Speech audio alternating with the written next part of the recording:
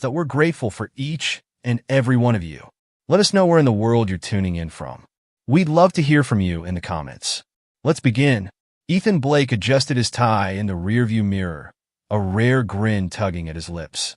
It wasn't often that he could duck out of work early, but today was special. Just a week until the wedding, his wedding, and he wanted to surprise Isabel with a new itinerary he had planned for their honeymoon. A secluded beach, candlelit dinners, and nothing but them and the sound of waves. Perfect. He unlocked the front door of their shared townhouse and stepped inside. His smile faltered immediately. Isabel stood in the foyer, her silhouette framed by the dim evening light streaming through the blinds. She was dressed to perfection, a sleek black cocktail dress clinging to her curves, pearl earrings glinting faintly, and heels he'd never seen before. She froze when she saw him, her hands clenched around the strap of an overnight bag sitting by her feet. A flicker of panic crossed her face, her lips parting as though she'd been caught mid-sentence. "You're home early," she said, her voice tight, almost accusing. Ethan frowned, confused. "Yeah, I wanted to surprise you," he said, moving closer. "What's all this? Did I forget a dinner date or something?" For a moment, Isabel just stared at him. Then she forced a smile that didn't reach her eyes. "No, you didn't forget anything. I didn't think you'd be here." Ethan reached out and touched her arm, his concern growing. "Izzy, what's going on? Are you okay?" He gestured to the bag. "Are you going somewhere?" She flinched at the question, stepping back. "Ethan, we need to talk." That phrase, those 4 words dropped like lead in the pit of his stomach. "Talk about what?" His voice hardened as unease crept into his tone. Her composure cracked. She glanced at the floor and then back up, her eyes glistening. I'm going away for the weekend. I need some time to think." "To think?" Ethan's mind reeled. "Think about what? About us? The wedding?" "Isabel, you're not making any sense." She fumbled for words, her polished exterior dissolving into raw nerves. "It's not like that," she whispered. I need this." Ethan stepped back, the distance between them now vast despite the 2 feet separating them. "You're not going alone, are you?" His words came out sharper than he intended, laced with an accusation he hadn't quite dared to voice yet.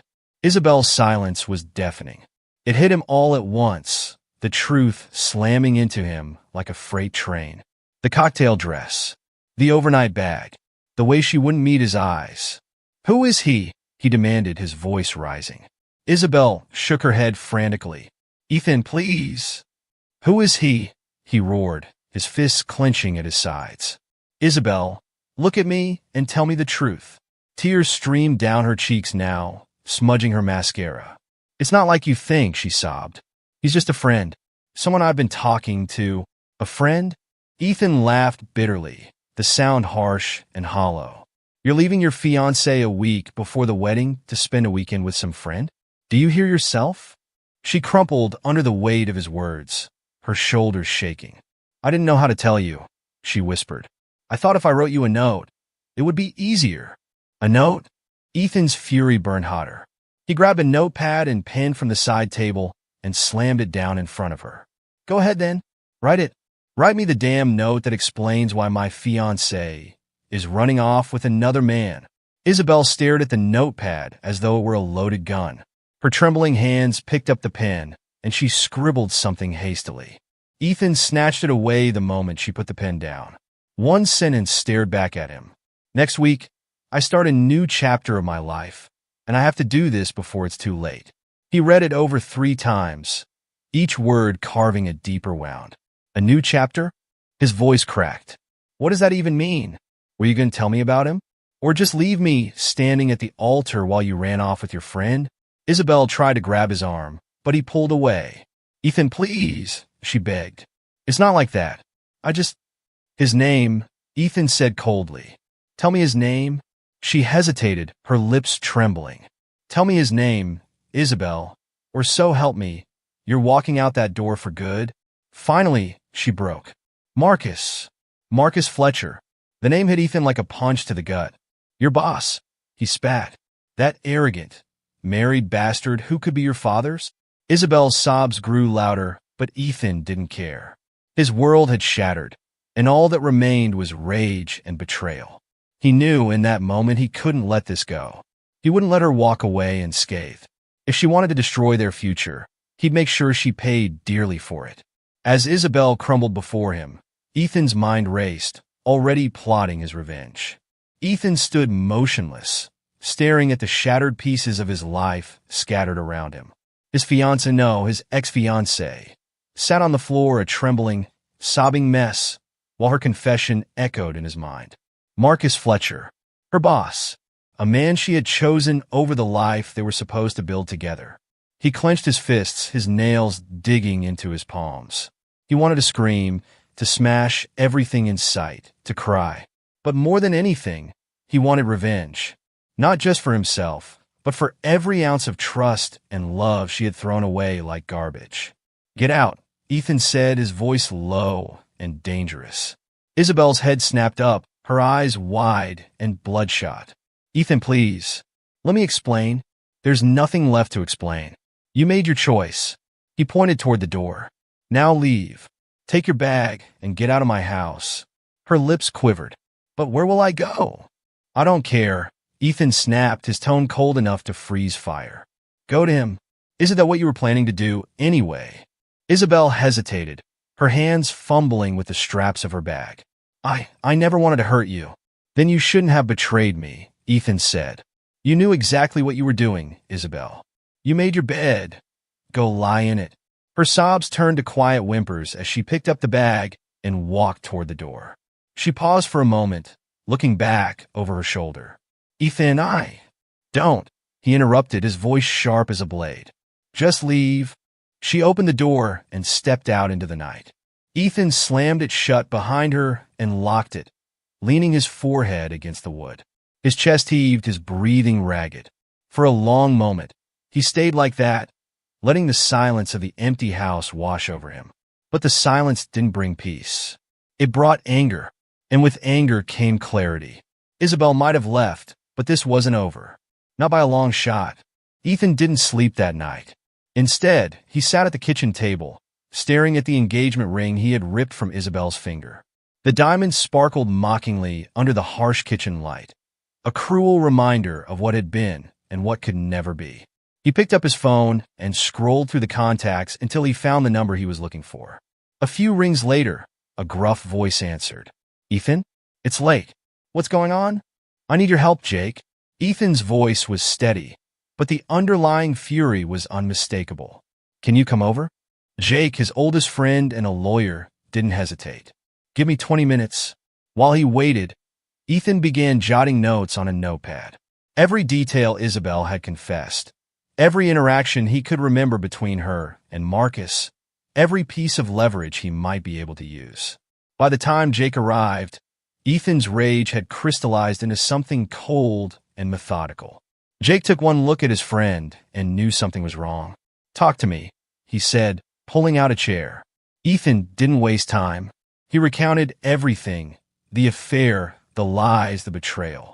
By the time he finished, Jake's face was a mix of disbelief and anger. "Jesus, Ethan, that's brutal." Jake leaned back, running a hand through his hair. "What are you thinking?" "I'm thinking Marcus Fletcher doesn't get to walk away from this unscathed," Ethan said. "And neither does Isabel. She thought she could ruin my life and just move on? No, not this time." Jake nodded slowly. "All right, what's the plan?" Ethan leaned forward, his eyes blazing. "First, I want to expose them. Publicly. I want everyone to know who they are and what they've done. Marcus has a wife, right?" Jake hesitated. "Yeah, but..." "Then she deserves to know. I'll make sure she finds out. And when I'm done with that, I'll make sure everyone at his office knows what kind of man he is. He won't just lose his wife. He'll lose his reputation, his career, everything." "And Isabel?" Jake asked. Ethan's jaw tightened. "I'll make her regret the day she ever met me." The next morning, Ethan sat in his car outside Marcus Fletcher's sprawling suburban home. He had spent hours tracking down Marcus's wife, Claire, and compiling everything he could find on the affair. Pictures, emails, text messages. Isabel's phone had been a goldmine of incriminating evidence. Claire opened the door, a confused smile on her face. Can I help you? Yes, Ethan said, his voice calm and polite. I'm Ethan Blake. I believe we have something in common. Claire frowned. I don't understand. It's about your husband, Ethan said. And my fiancé. The color drained from Claire's face. What are you talking about? Ethan handed her the envelope. I think you should see this. She took it with trembling hands, her eyes scanning the contents. With every passing second, her expression shifted, from confusion to horror to rage. When she finally looked up, tears shimmered in her eyes. I had no idea, she whispered. I'm sorry, Ethan said, but I thought you deserved to know. Claire nodded, her jaw tightening. Thank you. As Ethan walked back to his car, he felt a strange sense of satisfaction. This was just the beginning. Ethan drove away from Claire's house, his grip tight on the steering wheel. He had expected a confrontation, perhaps tears or denial. But the steely determination in her eyes told him one thing. Claire wasn't the type to sit quietly and endure betrayal. His phone buzzed in the cup holder, pulling him from his thoughts. It was a text from Jake. You sure you want to go through with the next part? Ethan smirked grimly and typed back. Absolutely. Let's take him down. The following morning, Ethan walked into Marcus Fletcher's office building. The receptionist barely glanced up, assuming he was just another suit headed to a meeting. But Ethan wasn't there for business. He carried a thick manila envelope, its contents designed to shatter Marcus's carefully constructed world. Inside the envelope were copies of the same damning evidence he had given Claire, along with a letter addressed to Marcus's board of directors. The letter detailed Marcus's inappropriate relationship with an employee under his supervision, an affair that violated company policies and ethical standards. Ethan approached the receptionist with a charming smile. Hi, could you make sure this gets to the head of HR? It's urgent. She nodded, unsuspecting, and Ethan left before anyone could stop him. That same afternoon, Isabel sat at her desk in her small apartment, scrolling aimlessly through her emails. Since leaving Ethan's house, she had tried to contact him multiple times, but he refused to answer her calls or texts. She had even driven by their townhouse, only to find her belongings dumped unceremoniously on the curb. Her phone buzzed, and she snatched it up, hoping it was Ethan. But it wasn't. The name on the screen sent a chill down her spine. Claire Fletcher. Heart pounding, Isabel hesitated before answering. Hello. Do you think I'm stupid? Claire's voice was ice cold. Claire, save it. You think you can waltz into my husband's life, ruin my marriage, and walk away without consequences? Isabel's throat went dry. I don't care what you meant, Claire snapped. You've destroyed everything. But I'll make sure you pay for it. Both of you. The line went dead, leaving Isabel trembling. 2 days later, the storm hit. Marcus Fletcher's name was plastered across local news sites, accompanied by headlines like, high-level executive at Fletcher & Company, accused of workplace misconduct. Anonymous tips had flooded the media, exposing his affair with an employee nearly half his age. The fallout was swift. Marcus was suspended pending an internal investigation. The board of directors released a statement condemning his behavior, and rumors of his imminent firing began to swirl. Meanwhile, Isabel became the target of public scrutiny. Pictures of her leaving hotels with Marcus surfaced online, along with details of her affair. Her former friends distanced themselves, and whispers followed her everywhere she went. When Isabel showed up to work, she was met with hostile glares and whispered insults. By lunchtime, her boss called her into his office. I'm sorry, Isabel, he said, avoiding her eyes. But with everything going on, we have to let you go. It's best for the company. She left the building in tears, her life unraveling faster than she could keep up. Ethan stood in the shadows of a crowded bar, watching Marcus nurse a whiskey at the counter. The man looked disheveled, his usual confident air replaced with a sullen defeat. Ethan approached, his footsteps deliberate. Marcus glanced up, his expression hardening when he recognized him. You, Marcus sneered. What the hell do you want? Ethan smiled, the kind of smile that didn't reach his eyes. Just wanted to see how you were holding up. Looks like things aren't going so well for you. Marcus slammed his glass down. You think you've won? You've ruined my career, my marriage. You ruined your marriage, Ethan interrupted. And your career? That's just collateral damage. Marcus stood, his fists clenched.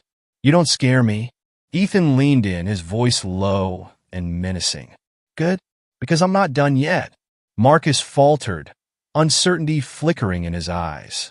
Enjoy the rest of your drink, Ethan said, turning to leave. It might be the last thing you have to look forward to. Weeks passed, and the chaos began to settle. Marcus's wife, Claire, filed for divorce, taking half of his assets and leaving him a broken man. His career was in ruins, his reputation unsalvageable. Isabel, ostracized and jobless, fled town to escape the relentless judgment. As for Ethan, he began rebuilding his life. He sold the townhouse he had shared with Isabel and moved to a new city, where he started fresh. Months later, he met someone new, Emma, a vibrant and compassionate woman who reminded him that love could be genuine. Their relationship blossomed slowly, built on trust and mutual respect. One evening, as they walked hand in hand along a quiet beach, Ethan paused to watch the sunset. He felt a sense of peace he hadn't known in years. Isabel and Marcus had tried to destroy him, but they had only succeeded in destroying themselves. Ethan had emerged stronger, wiser, and ready to embrace the future. 6 years passed. Ethan had built a new life in another town, leaving the shadows of his past far behind. He married Emma, a woman who grounded him, and they had 2 beautiful children, 4-year-old Ryan Jr. and a baby girl, Lily. Life was everything he had once thought it could never be again, stable, joyful, and full of love. The day began like any other. Ethan and Emma were back in his old hometown for a funeral, a friend from high school who had died a hero overseas. The local square was crowded with familiar faces, most offering bittersweet smiles and condolences. Ethan held Emma's hand tightly, while Ryan Jr. darted around, full of energy after hours in the car. Ryan, Emma called. Don't run too far ahead. Ethan glanced up and froze. There she was, Isabel. The years had been unkind to her. She looked pale and gaunt, her once vibrant beauty dimmed. She clutched a small bag, and her wide, hollow eyes locked onto Ethan's. For a moment, time seemed to stop. Ethan stood frozen, memories of that devastating night flooding back. Isabel hesitated, then stepped forward. Before she could speak, Emma moved between them, her protective instincts sharp. Get away from my family, Emma said, her voice calm but firm. Isabel's mouth opened, but no words came out. She looked at Ethan, her eyes pleading, but he didn't respond. He simply stared at her, silent, his expression unreadable. Let's go, Ethan, Emma said, turning toward their children. She's not worth it. As they walked away, Isabel stood rooted to the spot, tears streaming down her face. She had rehearsed what she might say to Ethan if their paths ever crossed, but now the words seemed meaningless. She watched him disappear into the crowd, her heart heavier than ever. That evening, Ethan and Emma sat on the porch of their hotel, the kids tucked into bed. The summer air was warm, the sound of cicadas filling the silence. Emma reached over and squeezed Ethan's hand. You okay? She asked softly. Ethan nodded. Seeing her again, it stirred up some things. But I'm okay. I have you, and I have our family. That's all that matters. Emma smiled and rested her head on his shoulder. You're a good man, Ethan. You didn't let the past define you. He thought about Isabel, her haunted expression, the way she had looked like a shadow of the person he had once loved. He didn't feel anger or bitterness anymore. He felt pity. She made her choices, Ethan said. And I made mine. I chose to move forward. Emma kissed his cheek, and they sat together, watching the stars. Ethan realized he had truly let go of the pain. Isabel was a chapter in his life that had ended long ago. Now, he was writing a new story, one filled with hope, love, and the future he deserved. Isabel's life had been a string of bad decisions and consequences she couldn't escape. After leaving town years ago, she had bounced from job to job, unable to shake the stigma of her affair with Marcus. The whispers followed her everywhere, branding her as a homewrecker. Marcus fared no better. Divorced and bankrupt, he spent his days in isolation, drowning his regrets in alcohol. His former colleagues avoided him, and his family had disowned him. His fall from grace was complete. Isabel often thought about Ethan, about the life they could have had if she hadn't thrown it away. She wondered if he was happy. Deep down, she knew he was, because Ethan had always been the better person. One rainy afternoon, she sat alone in a dingy apartment, staring at an old photo of her and Ethan. Tears fell onto the frame as she whispered, "I'm sorry." But apologies meant nothing when spoken to an empty room. Ethan Blake, however, didn't need to hear her apology. He had long since left the past behind, embracing a future filled with love, loyalty, and the family he had always dreamed of. Some betrayals destroy, but others teach. Ethan's pain had forged him into someone stronger, someone who refused to let bitterness define his life. And in that strength, he had found peace. The end.